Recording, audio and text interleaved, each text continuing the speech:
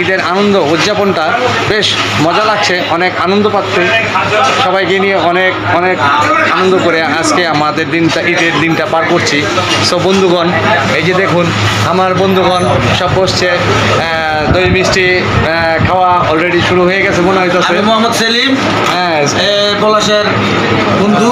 আমি সৌরভ। হ্যাঁ। এখন ঘটনা হচ্ছে আমরা কখনোই এই আবদুল্লাহপুর বাজারে এসে কখনোই মিষ্টি দই খাই নাই। এই প্রথম আমরা খেতে এসেছি, কিন্তু আগে পলাশ এসেছে, এখন পলাশ আমাদেরকে নিয়ে এসেছে। ধন্যবাদ। পলাশের উসিলে আমরা ইনশাল্লাহ এখানে খেতে বসেছি।